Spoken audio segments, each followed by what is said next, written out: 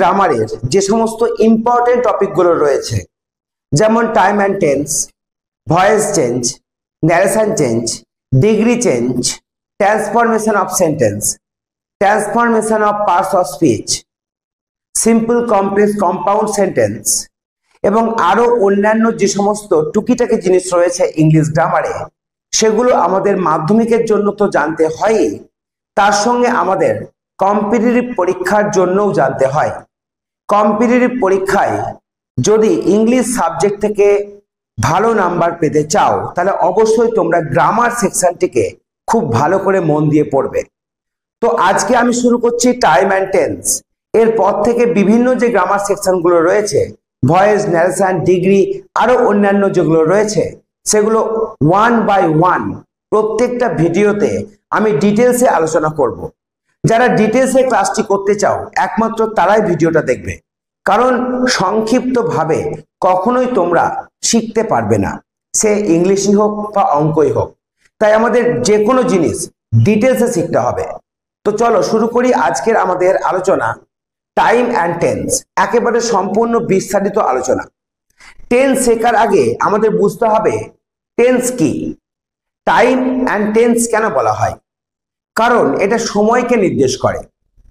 আমরা যে কোনো ভাষায় যখন কথা বলি, সেটা ইংলিশ হোক, বাংলা হোক বা অন্যান্য ভাষা হোক, সমস্ত ভাষায় কিন্তু আমরা তিনটি টেন্সে বলি, প্রেজেন্ট টেন্স, পাস্ট টেন্স এবং ফিউচার টেন্স, অর্থাৎ বর্তমানকাল, অতীতকাল এবং ভবিষ্যৎকাল। যেমন বাংলায় আমি বলছি রাম ভাত খায়, রাম ভাত খেয়েছিল, রাম ভাত খাবে, রাম ভাত খাচ্ছে, রাম ভাত খাচ্ছিল, রাম ভাত খেয়েছে। তাহলে এই যে এতগুলো আমি কথা বললাম, খাওয়ার যে পরিবর্তন হলো, খায়, খেয়েছিল, খাবে, খাচ্ছে, এই সবগুলোই কিন্তু ভার্ব, যেগুলোর পরিবর্তন করে আমরা প্রেজেন্ট, পাস্ট, ফিউচার করি, সেগুলোই হলো ভার্ব।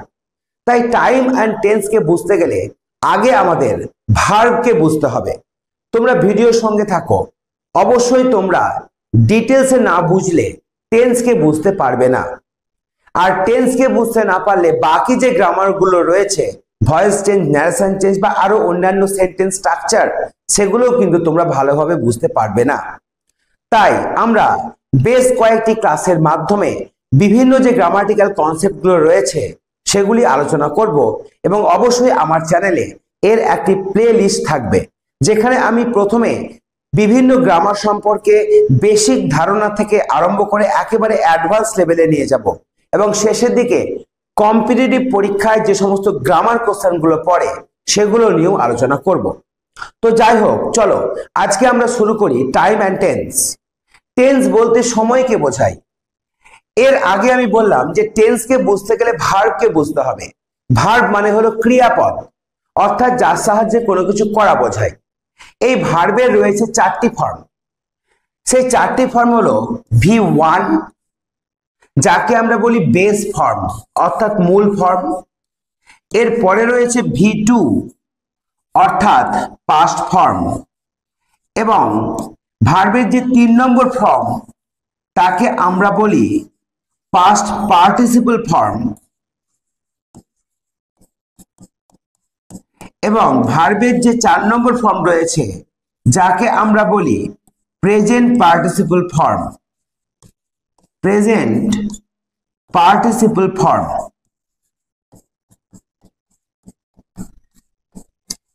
এই চারটি ফর্মকে আমাদের আগে বুঝতে হবে। তাহলে ভার্বকে বুঝতে গেলে আরেকটু ডিটেলসে বুঝতে হবে যে আমাদের ভার্ব হলো দুই প্রকার, একটা হচ্ছে রেগুলার ভার্ব এবং আরেকটা হচ্ছে ইররেগুলার ভার্ব। তাহলে প্রথমেই আমরা ভার্বের যে চারটি ফর্ম, সেই চারটি ফর্ম নিয়ে আলোচনা করব। এইভাবেই কিন্তু আমরা ওয়ান বাই ওয়ান টেন্সের ক্লাস শেষ করব, কারণ একটা ক্লাসে কখনোই পুরো টেন্সের ক্লাস শেষ করা যাবে না। তাই একটু সময় নিয়ে ধৈর্য ধরে তোমাদেরকে এই ক্লাসের সঙ্গে থাকতে হবে এবং আমার এই চ্যানেলের সঙ্গে থাকতে হবে, তাহলে অবশ্যই তোমরা সম্পূর্ণ ধারণা পেয়ে যাবে ইংলিশ গ্রামার সম্পর্কে। তো দেখো, এই যে ভার্ব রয়েছে, এই ভার্বের যে চারটি ফর্ম রয়েছে, সেই চারটি ফর্মের মধ্যে ভার্বকে ভাগ করা হয় দুই ভাগে। একটাকে আমরা বলি রেগুলার ভার্ব, এই রেগুলার ভার্ব কি এবং আরেকটাকে আমরা বলি ইররেগুলার ভার্ব। এই ইররেগুলার ভার্বই বা কি সেইটা আগে আজকে আমরা জানবো। রেগুলার ভার্বের আরেকটি নাম হলো উইক ভার্ব এবং ইররেগুলার ভার্বের আরেকটি নাম হলো স্ট্রং ভার্ব। রেগুলার ভার্ব বলতে আমরা সেই সমস্ত ভার্বগুলোকে বুঝি যেগুলো আমরা ভার্বের বেস ফর্ম থেকে V2 বা V3 করতে ইডি বা ডি যোগ করি। যেমন একটা ভার্ব বললাম প্লে, প্লে মানে খেলা করা, এর 2 নম্বর ফর্ম করতে গেলে আমরা প্লের সঙ্গে ইডি যোগ করব, হয়ে গেল প্লেড। যদি আমরা রেগুলার ভার্বের ক্ষেত্রে V1 থেকে V2 করতে ইডি যোগ করি তাহলে V3 করতেও কিন্তু আমরা ইডি যোগ করব, অর্থাৎ প্লের সঙ্গে ইডি যোগ হয়ে প্লেড হবে। 4 নম্বর ফর্ম সব সময় ভার্বের সঙ্গে আইএনজি যোগ হবে, অর্থাৎ প্লের সঙ্গে আইএনজি, অর্থাৎ প্লেইং। এইভাবে অনেক ভার্ব রয়েছে, যেমন লিভ, লিভড, লিভড, লিভিং, লাভ, লাভড, লাভড, লাভিং, হেট, হেটেড, হেটেড, হেটিং। এইভাবে অনেক রেগুলার ভার্ব কিন্তু আমাদের রয়েছে, বেশিরভাগই হলো রেগুলার ভার্ব। কিন্তু কিছু ভার্ব রয়েছে ইররেগুলার, যেগুলো আমরা ইডি যোগ করে করতে পারি না। যেমন V1 গো, গোর পাস্ট টেন্স হয় ওয়েন্ট। আবার 3 নম্বর ফর্ম হয় গান, গো ওয়েন্ট গান। কিন্তু 4 নম্বর ফর্ম করতে গেলে আমরা অবশ্যই যে মেন ভার্ব গো তার সঙ্গে আইএনজি যোগ করব, অর্থাৎ গোয়িং। এইভাবে ভার্বের শেষ নেই, কারণ ইংলিশে অনেক ভার্ব রয়েছে, তোমরা সেগুলো জানো। যেমন ধরো ইররেগুলার ভার্বের ক্ষেত্রেই বিভিন্ন স্ট্রাকচারে পরিবর্তন হয়, যেমন bring, brought, brought, bringing, buy, bought, bought, buying, catch, caught, caught, catching. আবার take, took, taken, give, gave, given, write, wrote, written, speak, spoke, spoken. আবার কিছু কিছু ক্ষেত্রে কি হয়, সেন্ড, এসিএনডি, সেন্ড, এই ডি হয়ে যায় টি, অর্থাৎ এসিএনটি, সেন্ড। আবার 3 নম্বরও হয়ে যায় এসিএনটি, সেন্ড।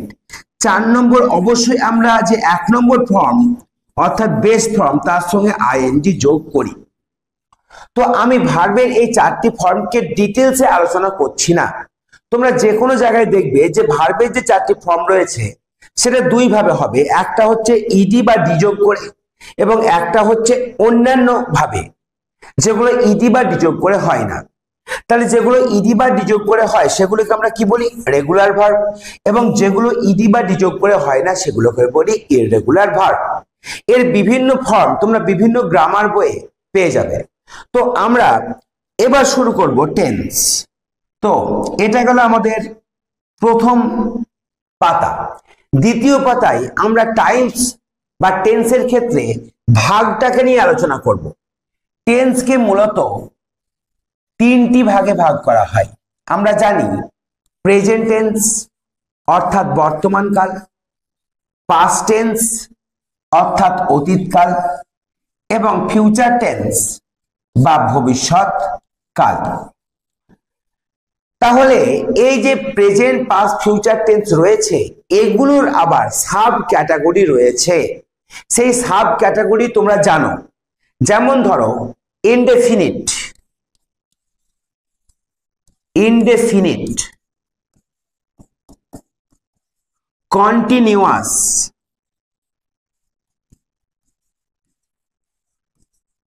পারফেক্ট এবং 4 নম্বর হলো পারফেক্ট কন্টিনিউয়াস, পারফেক্ট কন্টিনিউয়াস।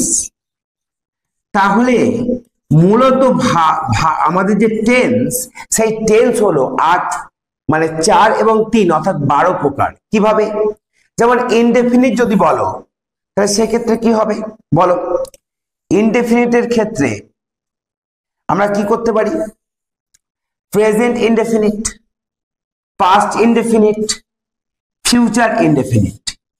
একইভাবে present continuous, past continuous, future continuous. আবার প্রেজেন্ট পারফেক্ট, পাস্ট পারফেক্ট এবং ফিউচার পারফেক্ট। একইভাবে present perfect continuous, past perfect continuous এবং ফিউচার পারফেক্ট কন্টিনিউয়াস। তো আজকের যে ক্লাস যতদূর হচ্ছে তার মধ্যে আমি প্রথমেই নিয়ে আসবো প্রেজেন্ট টেন্স অর্থাৎ বর্তমান কাল এবং পাস্ট টেন্স বা অতীতকাল এবং ফিউচার টেন্স বা ভবিষ্যৎকাল, এই তিনটি কালেরই আমরা ইনডেফিনিট টেন্স করব। আমাদের যে চারটি ভাগ ছিল তার মধ্যে একটি ছিল ইনডেফিনিট, 2 নম্বর ছিল কন্টিনিউয়াস, 3 নম্বর পারফেক্ট এবং 4 নম্বর পারফেক্ট কন্টিনিউয়াস।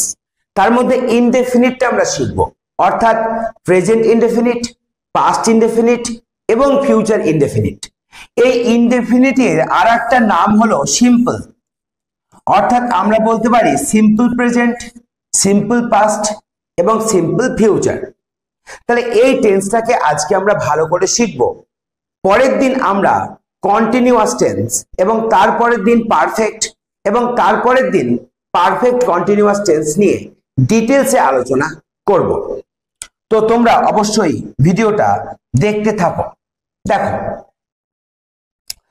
যখনই আমরা সিম্পল প্রেজেন্ট বা প্রেজেন্ট ইনডেফিনিটের কথা বলি, সিম্পল প্রেজেন্ট বা প্রেজেন্ট ইনডেফিনিট, তাহলে সিম্পল প্রেজেন্ট বা প্রেজেন্ট ইনডেফিনিট এর রুলসটাই হলো সাবজেক্টের পরে ভার্বের 1 নম্বর ফর্ম বসবে। যখনই আমরা সিম্পল পাস্টে যাব বা পাস্ট ইনডেফিনিটে যাব তখন আমরা অবশ্যই সাবজেক্টের পরে ভার্বের 2 নম্বর ফর্ম বসাবো। এবং যখন আমরা সিম্পল ফিউচার বা ফিউচার ইনডেফিনিটে যাব, সিম্পল ফিউচার বা ফিউচার ইনডেফিনিটে যাব তখন অবশ্যই সাবজেক্টের পরে শ্যাল বা উইল এবং তারপরে ভার্বের 1 নম্বর ফর্ম বসাবো। এই হচ্ছে আমাদের ইনডেফিনিট টেন্স বা সিম্পল প্রেজেন্ট পাস্ট এবং ফিউচার টেন্সের রুলস বা নিয়ম। তাহলে এর আগে আমরা ভার্বের 1 নম্বর 2 নম্বর ফর্ম জেনেছি। আমরা যে কোনো একটা ভার্ব নেব। আমরা প্রথমে একটা ভার্ব নিলাম গো। তাহলে এই যে গো ভার্ব এর 2 নম্বর ফর্ম হচ্ছে ওয়েন্ট, এর 2 নম্বর ফর্ম ওয়েন্ট। 3 নম্বর ফর্ম হচ্ছে গান এবং 4 নম্বর ফর্ম হচ্ছে গোর সঙ্গে আইএনজি অর্থাৎ গোয়িং। এই 4টি ফর্ম আমরা জানি, কিন্তু সিম্পল প্রেজেন্ট পাস্ট ফিউচারের ক্ষেত্রে লক্ষ্য করো, প্রেজেন্ট ইনডেফিনিট বা সিম্পল প্রেজেন্টে V1 বসে, সিম্পল পাস্ট বা পাস্ট ইনডেফিনিটে V2 বসে। কিন্তু লক্ষ্য করো ফিউচার টেন্সের ক্ষেত্রে অবশ্যই শ্যাল বা উইল বসবে, অর্থাৎ সাবজেক্টের পরে শ্যাল বা উইল বসছে এবং তারপরে V1 বসছে। এস বলতে তোমরা অবশ্যই সাবজেক্টকে ধরে নেবে, আর সাবজেক্ট মানে হলো বাক্যের কর্তা। তাহলে আমরা প্রথমে সিম্পল প্রেজেন্ট দিয়ে আলোচনা করি গো ভার্ব নিয়ে। ধরো আমি বললাম আই গো, তার অর্থ কি হয়? আমি যাই। এবার তোমরা যখন সেন্টেন্সে রূপান্তর করবে, কিভাবে রূপান্তর করবে? আই গো টু স্কুল বলতেই পারো, আমি স্কুলে যাই। I go to school everyday, প্রত্যেক দিন। এইভাবে তোমরা সেন্টেন্সকে বাড়াতে পারবে। তাহলে আই গো টু স্কুল, কোনো জায়গায় যাওয়া তার আগে টু বসে, তাহলে I go to school everyday, আমি প্রত্যেকদিন স্কুলে যাই। কিন্তু এই কথাটাই যদি আমরা বলি অতীতকালে অর্থাৎ সিম্পল পাস্টে যে আমি প্রত্যেকদিন স্কুলে যেতাম, তাহলে এই ক্ষেত্রে এই যে সেন্টেন্সটা লক্ষ্য করছো, এই সেন্টেন্সটার মধ্যে একটা ওয়ার্ডের পরিবর্তন ঘটতো, সেটা হচ্ছে গো ভার্বের।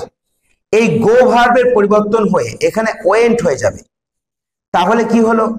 আই ওয়েন্ট টু স্কুল, আমি স্কুলে যেতাম এভরিডে, প্রত্যেক দিন। তাহলে হয়ে গেল পাস্ট টেন্স বা অতীতকাল। এবার যদি তুমি এটাকে ফিউচার টেন্সে বলো অর্থাৎ ভবিষ্যৎকালে বলো, তাহলে সেক্ষেত্রে কিভাবে বলবে? আয়ের জায়গায় আয় বসাবে। শ্যাল বা উইলের ক্ষেত্রে আয়ের ক্ষেত্রে সাধারণত শ্যাল বসে, কিন্তু যদি ডেফিনিট হয়, নির্দিষ্ট হয় যে তুমি যাবেই, তাহলে সেক্ষেত্রে উইল বসবে। তো যাই হোক, আমরা শ্যাল বসাচ্ছি, আই শ্যাল। এরপরে কিন্তু ওয়েন্ট বসবে না, দেখো কি বলা হয়েছে, V1 বসবে। তাহলে এখানে V1 বলতে গোটাই বসবে। তাহলে আই শ্যাল গো, আমি যাব, এর অর্থ হচ্ছে আমি যাব। এবার করো টু স্কুল, আমি কোথায় যাব? স্কুলে যাব। এভরিডে, প্রত্যেক দিন। তাহলে এই হয়ে গেল আমাদের প্রেজেন্ট, পাস্ট এবং ফিউচারের ইনডেফিনিট টেন্স। এবার যে কোনো টেন্সকে তুমি সিম্পল প্রেজেন্ট, সিম্পল পাস্ট এবং সিম্পল ফিউচারে কিভাবে লিখবে সেগুলো আমি অন বাই অন আলোচনা করব, কারণ আলোচনা না করলে তোমরা কিন্তু ডিটেলসে ব্যাপারটাকে বুঝতে পারবে না। আজকে শুধুমাত্র ইনডেফিনিট টেন্সটা নিয়েই আমি আলোচনা করব, এটা কিন্তু মাথায় রাখবে, কারণ ডিটেলসে না বুঝলে তোমরা কিন্তু সম্পূর্ণ ধারণা পাবে না। দেখো আমি আরেকটা ভার্ব নিচ্ছি, LIVE, লিভ। লিভ মানে বাস করা। এর 2 নম্বর ফর্ম হচ্ছে লিভড। 3 নম্বর ফর্ম অবশ্যই লিভডই হবে, কারণ আমরা জানি রেগুলার ভার্বের ক্ষেত্রে যদি ডি যোগ করে 2 নম্বর হয়, তাহলে 3 নম্বরও ডি যোগ করে হবে। আর 4 নম্বর আমরা করব লিভিং, এখানে ইটা উঠে গিয়ে আইএনজি হবে, কারণ এর রুলস হলো লাস্টে যদি ই থাকে, তার আগে যদি কনসোন্যান্ট থাকে, যেমন এখানে লক্ষ্য করো LIVE, এখানে ইটা রয়েছে লাস্টে, তার আগে দেখো ভি কনসোন্যান্ট, এক্ষেত্রে ই উঠে গিয়ে আইএনজি লিভিং। যদিও আমরা প্রেজেন্ট, পাস্ট, ফিউচার ইনডেফিনিট টেন্সে শুধুমাত্র V1 এবং V2 কে ব্যবহার করছি, আর অন্য কোনো ভার্বকে ব্যবহার করছি না, কিন্তু যখন কন্টিনিউয়াস করব, পারফেক্ট করব, পারফেক্ট কন্টিনিউয়াস করব, তখন কিন্তু আমাদের V3, V4 ব্যবহার হবে। তো দেখো লিভ দিয়ে আমি বললাম যে দে, দে মানে তারা, দে লিভ, তার মানে কি? তারা বাস করে। দে লিভ, তারা বাস করে কোথায়? আমি একটা জায়গার নাম বললাম, they live at, they live at Morgram, একটা গ্রামের নাম দিলাম, দে লিভ অ্যাট মোরগ্রাম, তারা মোর গ্রামে বাস করে। দেখো দে লিভ অ্যাট মোরগ্রাম, তারা মোর গ্রামে বাস করে। এবার তুমি এখানে যোগ করো নাও, নাও মানে এখন, তাহলে এখন তারা মোর গ্রামে বাস করে। এবার দেখো তোমরা যদি এটাকে 2 নম্বর ফর্ম করো, অর্থাৎ লিভের জায়গায় লিভড করো, তাহলে কি হবে? তারা মোর গ্রামে বাস করতো। এটাকে ফিউচার টেন্স করলে কি করবা? দে। এবার কিন্তু শ্যাল বা উইল আসবে। আয়ের ক্ষেত্রে এবং উইয়ের ক্ষেত্রে আমরা শ্যাল বা উইল দুটোই বসাই, কিন্তু অন্যান্য ক্ষেত্রে আমরা সব সময় উইল বসাবো। তাহলে কি হবে? They will, they will, sorry, they will, they will. তারপর দেখো লিভের পাস্ট টেন্স হয়ে যাবে, লিভের পাস্ট টেন্স হবে না, এখানে কিন্তু লিভ হবে, V1 হবে। They will live at Morgram, অর্থাৎ তারা মোরগ্রামে বাস করবে। They will live at Morgram, এরকম কেন হচ্ছে Abhi? They will live at Morgram, তারা মোরগ্রামে বাস করবে।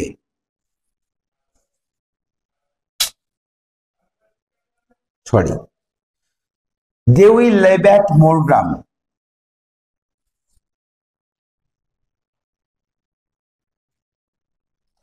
they will live at Morgram, they will live at Morgram, তারা মোরগ্রামে বাস করবে। from, from কি ব্যাপার, এরকম কেন হচ্ছে? আসলে ঘষা খেয়েছিল নিয়ে গন্ডগোল হয়ে গেছে। They will live at Morgram from today, অর্থাৎ আজকে থেকে, টুডে, আজকে থেকে তারা মোরগ্রামে বাস করবে।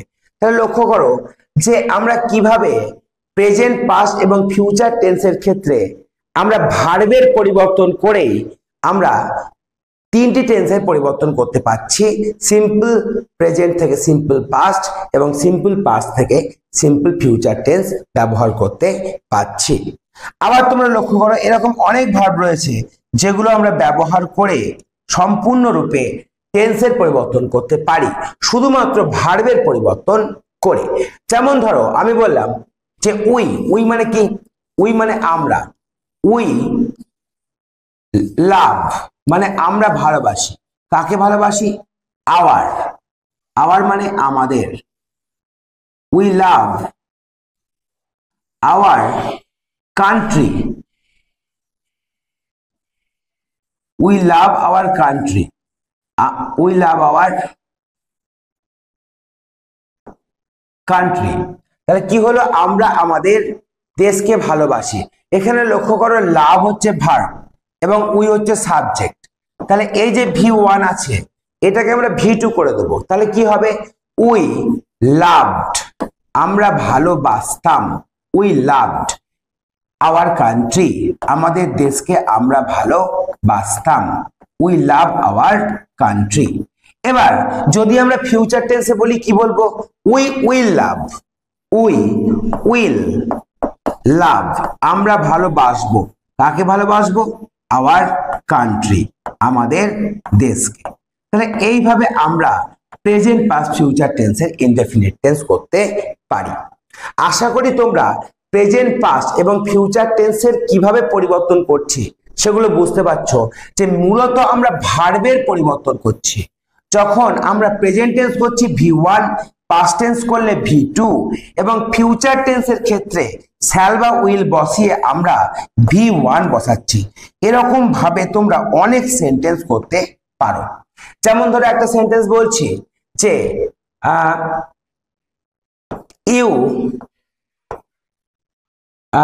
ইউ কাম তুমি আসো টু মাই হাউস এভরিডে। অর্থাৎ তুমি আমার বাড়ি আসো প্রত্যেক দিন। এবার এটাকে যদি অতীতকাল করি সেক্ষেত্রে কি করব? ইউটা সাবজেক্ট ছিল, কামটা ছিল ভার্বের 2 নম্বর ফর্ম। তাহলে এক্ষেত্রে আমরা ইউ কামের জায়গায় ইউ কামড করব না, কারণ কাম হচ্ছে একটা ইররেগুলার ভার্ব। তাহলে এক্ষেত্রে আমরা করব ইউ কেম তুমি এসেছিলে। কোথায়? টু মাই হাউস আমার বাড়িতে। আমার বাড়িতে এসেছিলে। কবে এসেছিলে? ধরো বললাম ইয়েস্টারডে গতকাল তুমি আমার বাড়িতে এসেছিলে। তাহলে এইভাবে আমরা সিম্পল প্রেজেন্ট পাস্টের ব্যবহার করতে পারি, একইভাবে ফিউচার টেন্সেরও ব্যবহার করতে পারি। যেমন ধরো আমি এখানে কি বলবো ফিউচার টেন্সের ক্ষেত্রে? You will. এবার কিন্তু কেম হবে না, কাম হবে, V1 বসবে। এটা ছিল V1, এটা হয়ে গেল V2। এবার দেখো এটা হয়ে যাবে come. You will come to my house তুমি আমার বাড়ি আসবে। ঠিক আছে, কবে আসবে? আগামীকাল। তাহলে আমরা কি লিখবো? টুমরো। টুমরো অর্থাৎ আগামীকাল তুমি আমার বাড়ি আসবে। এইভাবে অনেক সেন্টেন্স তোমরা যখন কোনো সিন পড়বে বা আনসিন পড়বে বা কোন রকমের কোনো প্যাসেজ পড়বে তখনই দেখবে সিম্পল প্রেজেন্ট টেন্সের, পাস্ট টেন্সের বা ফিউচার টেন্সের ব্যবহার হয়েছে। এক্ষেত্রে তোমরা লক্ষ্য করবে যে এই যে simple present past future tense ব্যবহার হচ্ছে সেক্ষেত্রে কি নিয়ম ফলো হচ্ছে। নিয়ম সবসময় প্রেজেন্টের ক্ষেত্রে সাবজেক্ট প্লাস V1 ফলো হচ্ছে, পাস্টের ক্ষেত্রে সাবজেক্ট প্লাস V2 ফলো হচ্ছে এবং ফিউচারের ক্ষেত্রে অবশ্যই সাবজেক্টের পরে শ্যাল বা উইল মডেল হেল্পিং ভার্বটা বসছে এবং তারপরে ভার্বের 1 নম্বর ফর্মটা ফলো হচ্ছে। এই রুলসেই কিন্তু আমরা সিম্পল প্রেজেন্ট পাস্ট এবং ফিউচার টেন্স করি। এবার যেমন তুমি বলবে তেমন হবে। যেমন ধরো বললাম রহিম, রহিম ইটস মানে কি? রহিম খায়। এখানে এস কেন যোগ হলো? যদি subject third person singular number হয় সেক্ষেত্রে আমরা ভার্বের সঙ্গে এস যোগ করি। যদি প্রেজেন্ট টেন্স হয় অর্থাৎ V1 হয় তাহলে রহিম হচ্ছে সাবজেক্ট এবং ইটস V1। অনেক জায়গায় অনেক বইয়ে এই এস যোগ হওয়া ভার্বগুলিকে V5 বলা হয়। তবে অতটা ডিটেলসে বা অতটা জটিলতায় যাওয়ার আমাদের দরকার নেই। যদি subject third person singular number হয় সেক্ষেত্রে আমরা কি করব, ভার্বের সঙ্গে এস বাই এস যোগ করব। তাহলে রহিম ইটস রাইস। রহিম কি খায়? ভাত খায়। কি বললাম? এভরিডে, প্রত্যেক দিন খায়। রহিম ইটস রাইস এভরিডে। তুমি আরো যোগ করতে পারো at 10 AM, সকাল 10টার সময়। এবার এটাকে যদি তোমাকে পাস্ট টেন্সে আনতে হয় তাহলে V1টাকে আমরা V2 তে রূপান্তর করব, অর্থাৎ ইটের জায়গায় করব এট। ইটের পাস্ট টেন্স হয় এট, এটা হচ্ছে ইররেগুলার ভার্ব। তাহলে কি হবে? রহিম ইট না হয়ে রহিম এট, তারপরে আবার রাইস, অর্থাৎ Rahim ate rice everyday at 10 AM।